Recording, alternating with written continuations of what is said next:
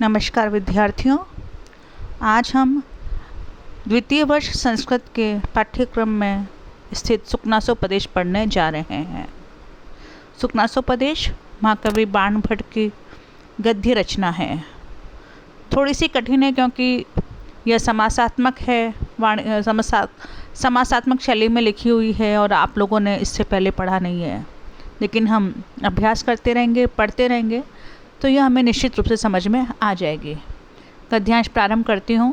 लिखा हुआ है कवि ने, एवं समति क्रामत्सु केषुचित् दिवसेषु राजा चंद्रापीडस्य यौवराज अभिषेकम चिकीर्षु प्रतिहारान उपकरण संभार संग्रहार्थम आदिदेश। एवं अर्थ देखिए, एवं यानी इस प्रकार से, सम अतिक्रामत्सु, सम यानी भली प्रकार से, अतिक्रामत्सु बीत जाने पर, केषुचित कुछ, दिवसेषु दिनों के, राजा चंद्रापीडस्य महाराज तारापीड ने, चंद्रापीडस्य राजकुमार चंद्रापीड के यौवराज्य अभिषेकम युवराज पद पर प्रतिष्ठित किए जाने के कारण कराए जाने वाले अभिषेक यानी स्नान के चिकित्सु इच्छुक होते हुए प्रतिहारन द्वारपालों को, सेवकों को उपकरण संभार, स्नान के लिए जितनी भी सामग्री चाहिए उस सामग्री को संग्रह अर्थम एकत्रित करने के लिए आदिदेश आदेश दिया।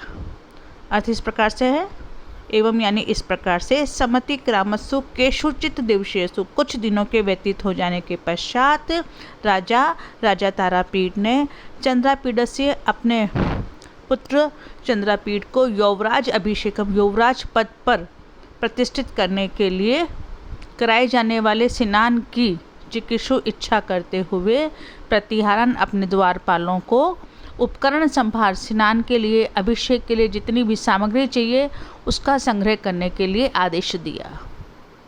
सम उपस्थित यौवराज अभिषेकम च तम कदाचित दर्शनात् अर्थम आगत आरूढ़ विनयम अपि विनीतरम इच्छन कर्तुम सुकनास सविस्तरम उवाच। सम भली प्रकार से, उपस्थित हो गया है या समय उपस्थित हो गया है, किसका?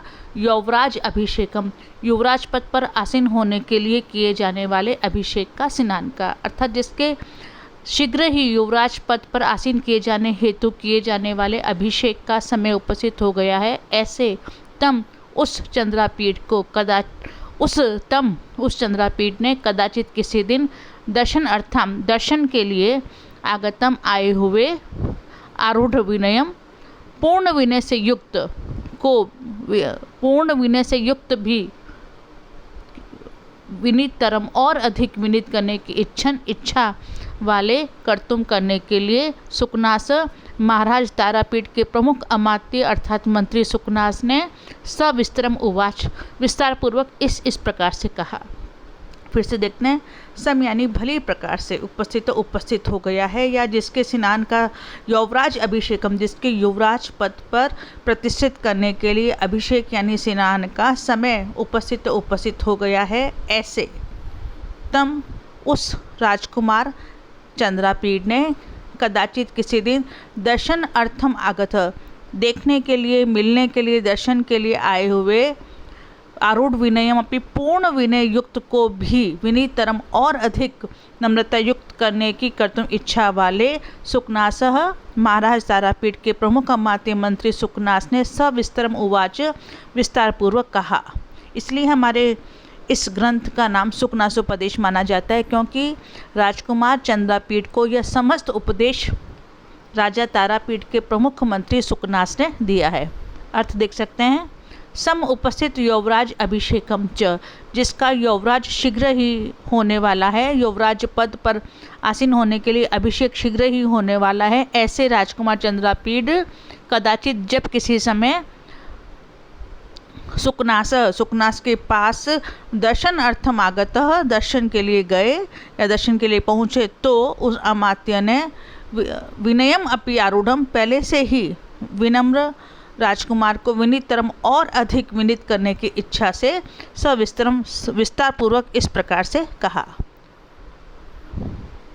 उपदेश प्रारंभ होता है। तात चंद्रापीड, हे वत्स चंद्रापीड, विदित वेदितव्यस्य अधीत सर्वशास्त्रस्य ते न अल्पम अपि उपदेष्टव्यम अस्ति। विदित जान चुका है, जानता है, जो वेदितव्य जो जानने योग्य है, अर्थात जानने योग्य सभी विषयों को जानने वाले।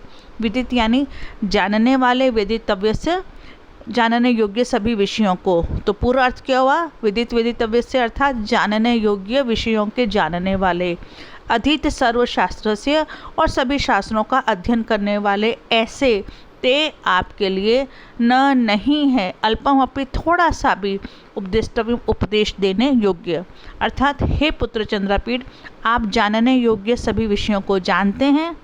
दूसरा आपका विशेषण है अधीत सर्वशास्त्र से, आपने सभी शास्त्रों का अध्ययन कर लिया है, इसलिए आपके लिए अल्पम अपि थोड़ा सा भी कोई उपदेश देने योग्य नहीं है, अर्थात मैं जो उपदेश दे रहा हूँ वो तो आप जानते ही हैं, क्योंकि आप सभी विषयों को जानते हैं अभी आपने सभी शास्त्रों का अध्ययन भी कर रखा है, इसलिए आपको उपदेश में कुछ कहना ऐसा बहुत ज़्यादा विषय नहीं है, कोई थोड़ा सा ही विषय हो सकता है। फिर भी मैं आपको कहता हूँ, क्या कहता हूँ? केवलम च निसर्गत एव अभानुभेद्यम अरत्नालोकच्छेद्यम अप्रदीप प्रभा अपनेयम अतिगणम तमो यौवन प्रभवम।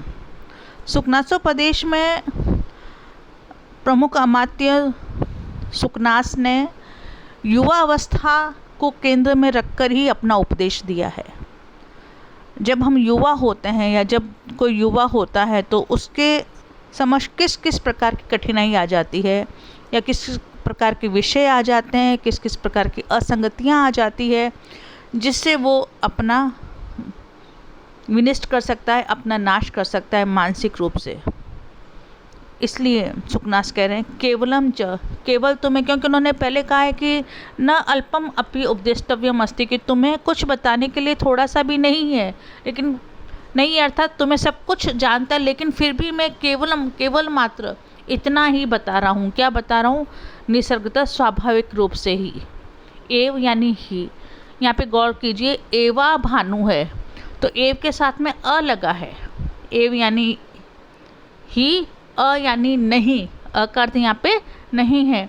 भानु भेद्यम, भानु यानी सूर्य की किरणों के द्वारा भी जिसे भेदा जा सके। तो भानु अभेद्यम अर्थ कैसे करेंगे? भानु यानी सूर्य के प्रकाश से भी या सूर्य की किरणों के द्वारा भी, अभेद्यम जिसे दूर नहीं किया जा सकता। फिर से देखते हैं केवलम च, केवल तुम्हें इतना ही बताना है कि निसर्गत एव, स्वाभाविक रूप से ही, एव के साथ में अ है, इसे बहुत ध्यान से करेंगे तभी हम सुकनासोपदेश के अर्थ को प्रॉपर ढंग से कर पाएंगे। एव यानी ही, अ है भानु, सूर्य के प्रकाश से भी अभेद्यम, दूर नहीं होने वाला।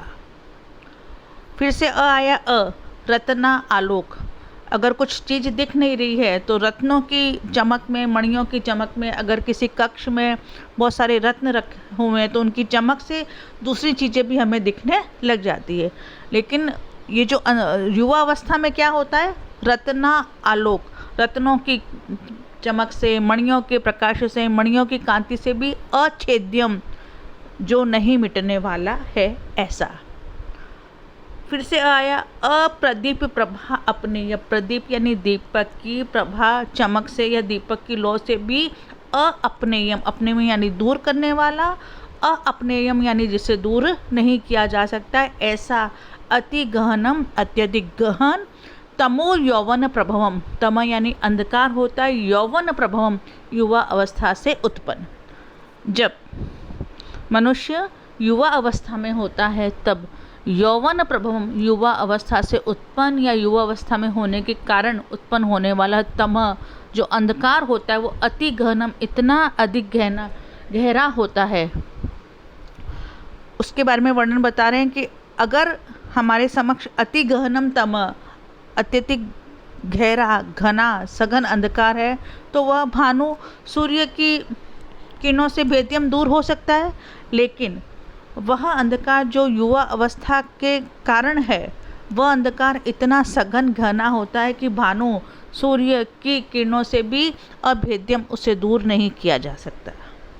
दूसरा विषय है कि गहरे या गहन अंधकार को हम मणियों की चमक से दूर कर सकते हैं। मतलब मणियों का प्रकाश अगर वहाँ पे फैल जाए तो वहाँ पे अंधकार नहीं रहेगा, लेकिन युवा अवस्था से उत्पन्न अंधकार इतना गहरा होता है कि रत्ना आलोक, रत्नों की चमक, मणियों की कांति से भी अछेद्य, जो नहीं मिटता है।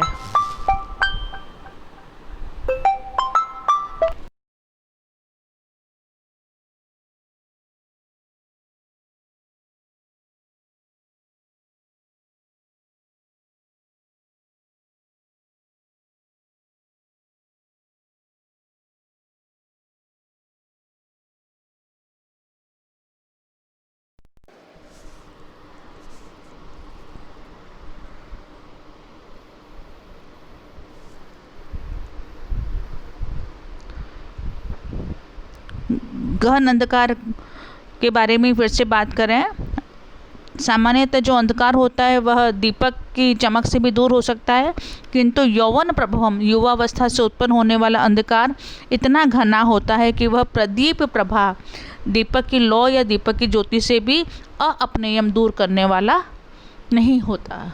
सामान्यतः अंधकार सूरज की किरणों से दूर हो सकता है, सामान्यतः अंधकार होता है वह रत्नों की चमक से या मणियों की चमक से दूर हो जाता है, या फिर दीपक की ज्योति से भी अंधकार दूर हो जाता है। लेकिन यहाँ पे सुखनास कह रहे हैं कि युवावस्था, यौवन प्रभवम, युवावस्था से उत्पन्न होने वाला अंधकार इतना घना होता है कि भानु अभेद्यम, सूर्य के प्रकाश से भी दूर नहीं होता, रत्नालोकत, मणियों की चमक से भी अछेद्यम, कभी मिटने वाला नहीं होता है, और प्रदीप प्रभा, दीपक की ज्योति से भी या दीपक की लौ से भी वह नहीं हटता।